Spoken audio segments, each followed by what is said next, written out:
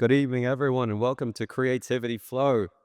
Tonight, we sit here and gather in the stunning South Coast Rivian Theater in Laguna Beach, and I believe it's a space that embodies a very special character, right? It embodies creativity, innovation, and a sense of community. And tonight, we have the distinct pleasure of speaking with the visionary behind this space, Denise Cherry, who's the Vice President of Marketing for Rivian. Denise is a multi-award-winning design executive whose career spans the cutting edge of architecture, interior design, and brand innovation. At Rivian, she has reimagined every aspect of the customer journey, from initial brand interactions to the delivery of these groundbreaking electronic vehicles to people's homes. Her visionary leadership has been recognized by Bloomberg Businessweek, Fast Company, Wired, Metropolis, and others. Before joining Rivian, Denise was a principal at the O+A studio before starting her own firm in San Francisco, which was responsible for designing iconic offices for tech giants like Facebook, Microsoft, and Uber. Ladies and gentlemen, please join me in giving Denise Cherry a warm welcome.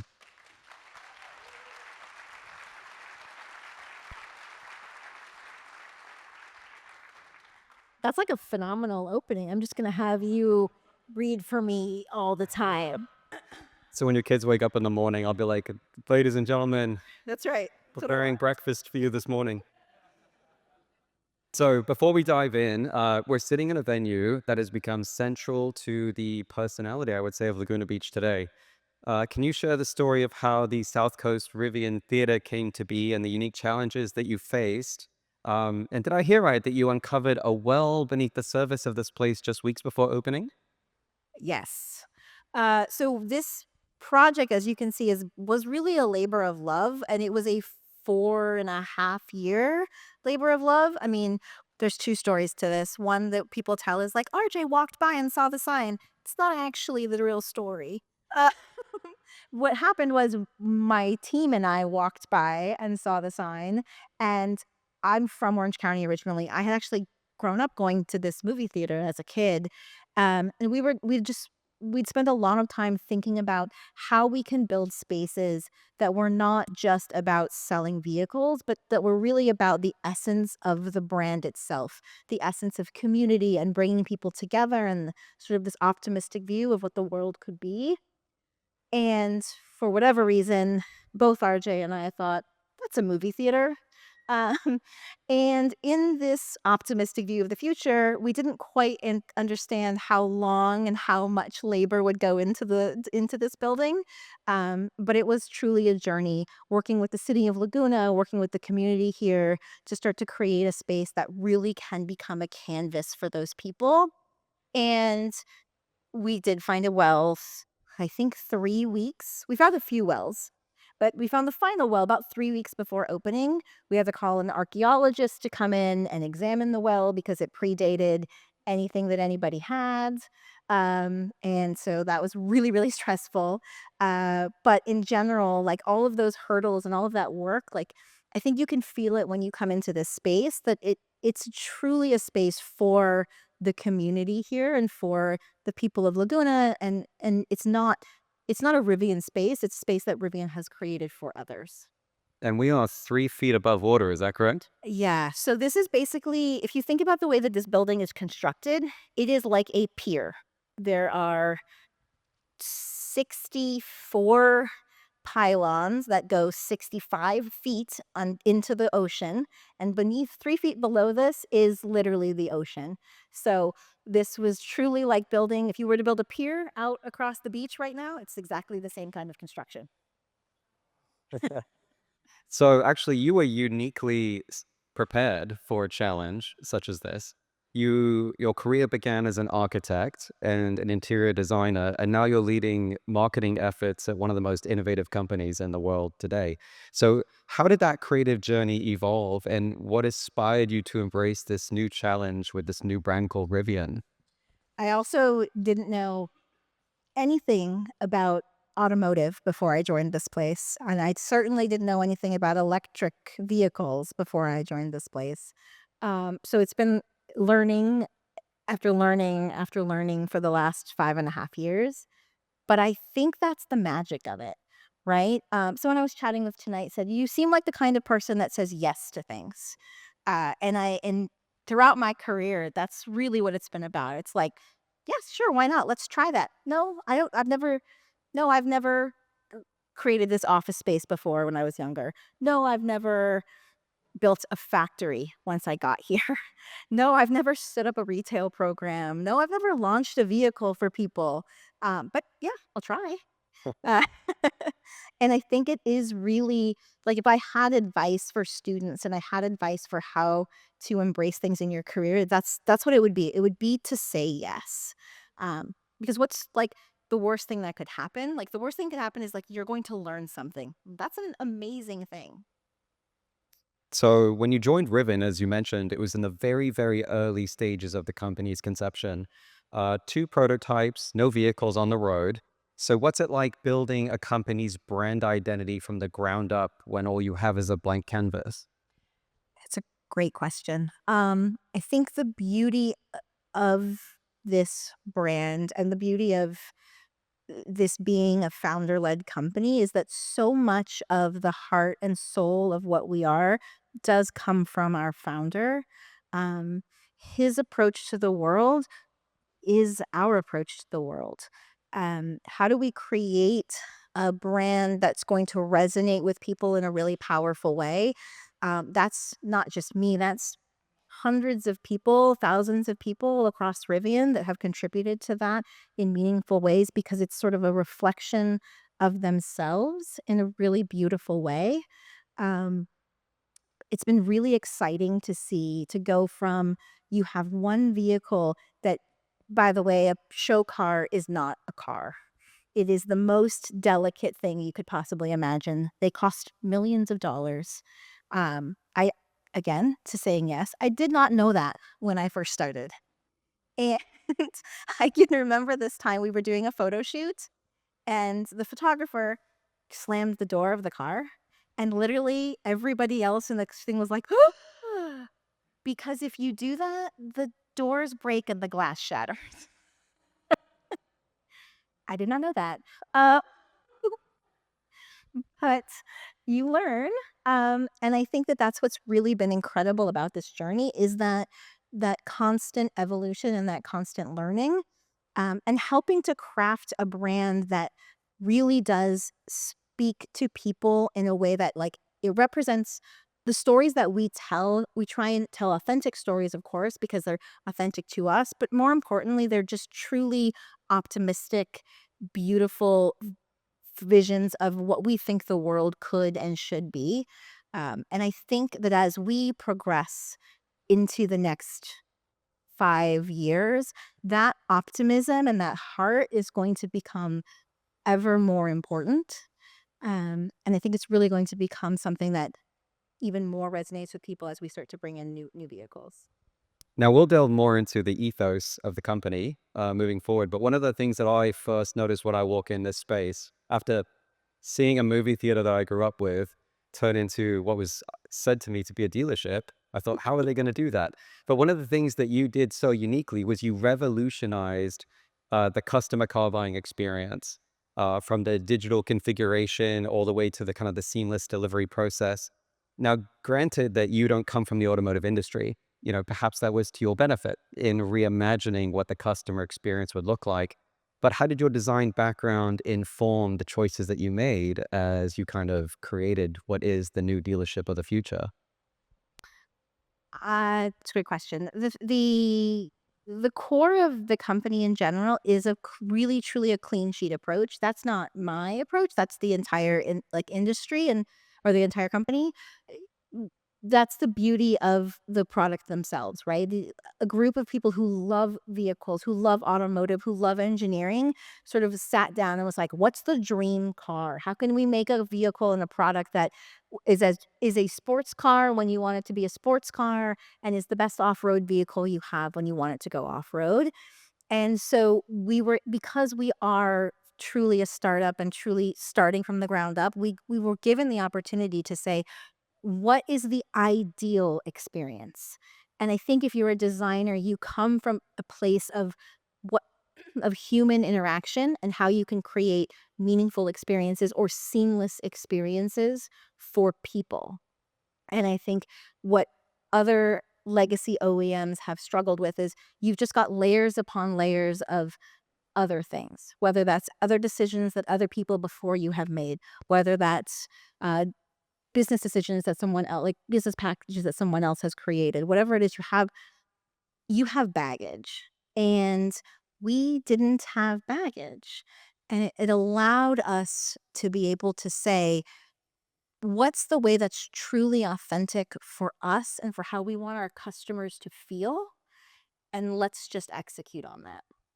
I think what's so unique is that it's a space that sells cars. It's, so you walk into a Rivian and it's a very inviting space where if you want to go upstairs with your laptop and work, you can.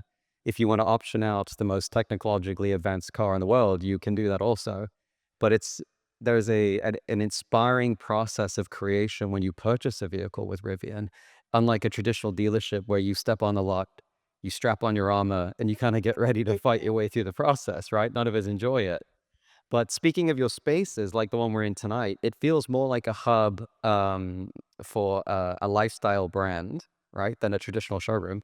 How do these spaces embody Rivian's mission and brand ethos? And are you planning to replicate this nationwide?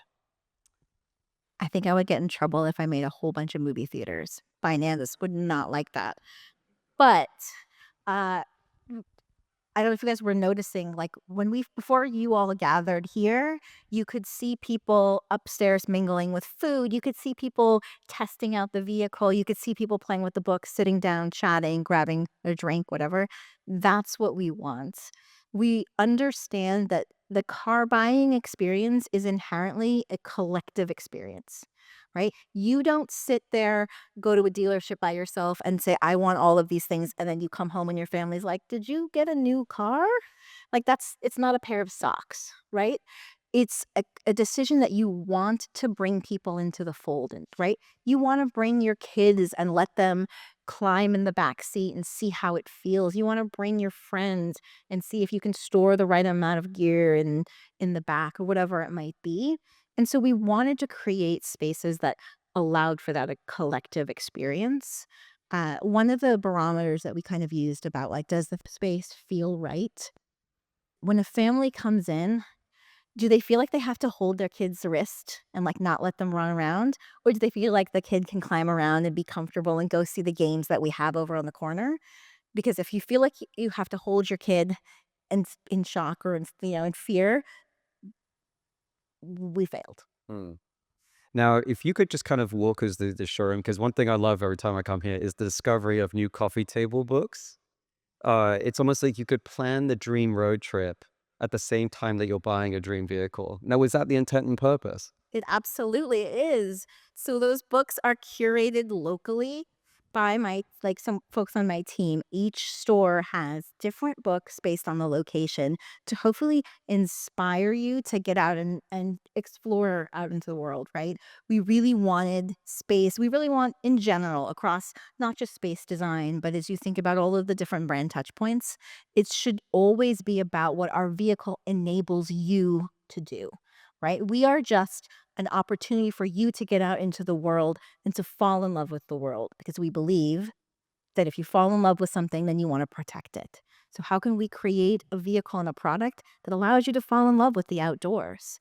So, to do that in spaces in particular, you'll be able to see a trip planning area, folks who will help you map out digitally, even across on your phone or on our website, how to plan a trip. It also just demystifies EVs.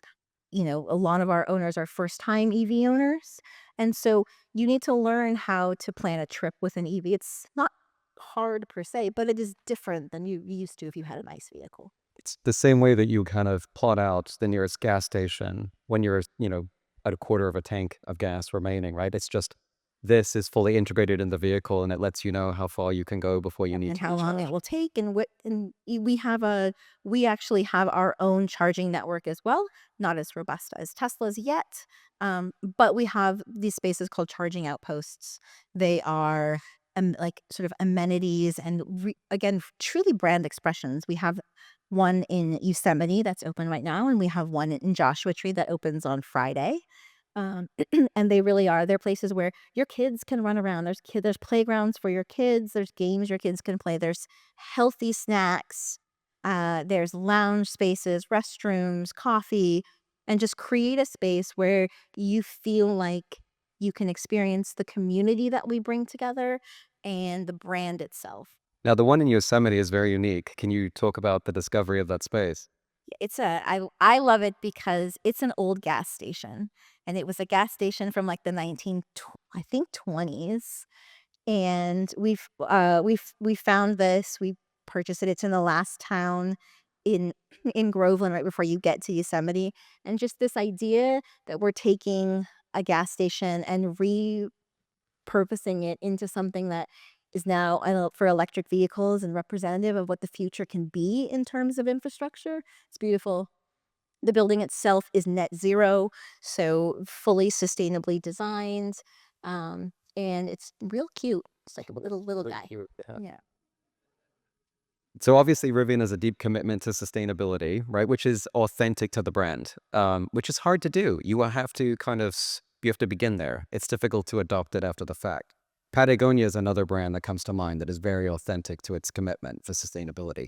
How does that commitment shape your marketing strategy and inform the voice that you use and the customer experience as a result? I think it is so foundational to who we are.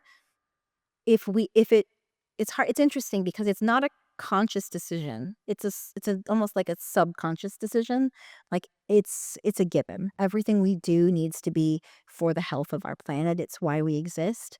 And I think for my team, for the teams that work at Rivian, that's such an inspiring thing to sort of say, even when the decision is hard, we're going to make the decision that's based on our mission, and that comes from the top all the way down, and it's really embedded in who we are, and that's so inspiring, and I think you just see it threaded through all of the work because it's just threaded through the culture. Yeah. And I think it also leads to a longevity within a company. You know, oftentimes you get a visionary founder, and without the establishment of that ethos and that culture within the DNA, the founder leaves, and oftentimes the company is adrift. But, you know, I think RJ has been able to kind of instill this in the DNA of Rivian from the very top to the very bottom. When we first met, I'd said, every single person I've met at Rivian is a brilliant optimist in the way that they look at their position within the company, but the direction that the company is going in. And is that something that you would say is true throughout the company culture of Rivian? I think that that's been I've as you mentioned in the beginning, I've worked for a lot of different technology companies over the years, and I've worked for a lot of different founder-led companies. And I think what you see with folks who are drawn to Rivian is the same sort of really high IQ. Like, we have brilliant engineers, we have brilliant designers, we have brilliant, like, business folks, we have brilliant people. Um, that's very similar to a lot of the other technology companies that you see, right? But what's different here is that there is an empathy and that there is an EQ that is just threaded through the culture. And I do think it comes from that optimism and that idea that for us, the future isn't doom and gloom. The future isn't scary. The future can be something that's incredibly beautiful. And so you just come from a place of kindness, even though that sounds really cheesy. That is very different than any other company I've worked with. Now, you are also working in an industry that is rapidly evolving, right? New brands, different regulations, different kind of political forces at work, and many of whom kind of like to target, you know, EV at times. How do you balance maintaining a competitive edge while staying true to that mission when so many forces of industry could be pulling you in different directions? I think that our competitive edge is that mission. Like, I think what makes us really special is that optimism, is that saying yes, is that sort of vision for the future that it doesn't have to be dark and scary. Um, and maybe I'm biased, but I do believe that, like, the more the the darker it feels for some people, the more people are going to hunger for that counterpoint, and it's just always been who we are. So I actually really believe that it is that optimism and that mission and that kindness that will be our true competitive edge. Now, I want to switch gears for a minute and kind of lean into your experience, particularly because we have a lot of students in the audience tonight, right? Aspiring creatives who are looking to move into industry. And we spoke on Monday, where you said that you are someone who really enjoys to embrace the undefined and the messy.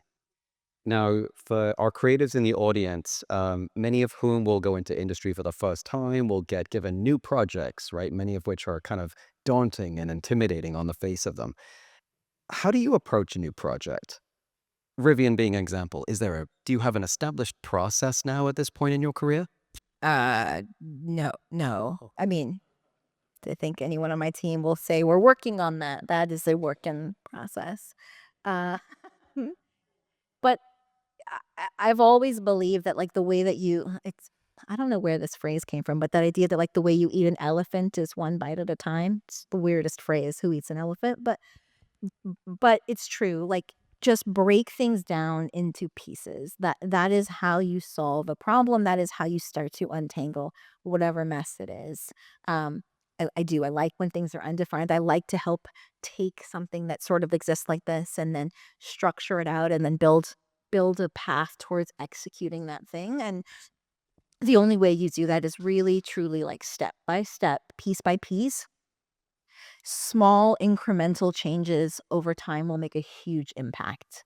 I think I actually think RJ had suggested something similar at the film festival, in terms of climate change, which is like small incremental changes do actually eventually lead to the thing. We're not going to make big leaps, but if we make small movements over the time, that's the same with any sort of problem or design problem or whatever it is. And then more tactically, like I'm big on a schedule. Like, you can have all the dreams and hopes in the world, but if you put it into a schedule, then it's a plan. Hmm. So we often see that brilliant people are surrounded by brilliant people. And over the course of your career, right, you've these very high performing teams at both startups and for established companies. What approach do you take within your creative teams for fostering a culture of creativity, collaboration, and ultimately excellence? I think that I am very, very lucky in that every designer on my team is a better designer than I am. My job is to clear paths for the team to be able to do their best work. Um, what I think early in my career, I don't think I understood that. I think it was really about how can I help shape the vision of this thing. But the older I get, the further in my career I get, the more I realize that that's not my job. Like, my job is to hire, to your point, brilliant people and then make sure that they have what they need to be able to, like, get their work done and to do the piece that they're really good at. My job is to stitch together 5 or 6 different folks and bring them together to create an executable path, but it's not to, nitpick a particular design. Like, by coming on the team, you've already earned that trust. And when we spoke on Monday, I'd asked you, when you were given the task of standing up a creative team at Rivian, was it kind of a blank check? And you said, no, I arrived with the people that I needed. Can you talk to that? Yeah, so, because I had had my own firm, because I even or through O plus A or these folks, I've I like I said, I do believe in trying to foster really incredible design talents, and so I've been lucky that over the last, call it 15 years, I've sort of accumulated people along the way. So there are people on my team today that have worked with me for a year, 2 years.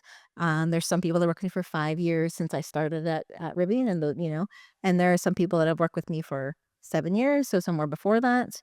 And then there's people working for 10 or 15 years at this point. And all of that shorthand goes a long way, right? That knowledge, and then you also have the sort of fresh voices and the fresh perspectives, and I think the balance in those two things is just incredibly powerful. So, given that we have a lot of students here who will be going into the workforce, what are the qualities and the characteristics that you're looking for in the new hires for a creative team such as yours? Curiosity, hands down.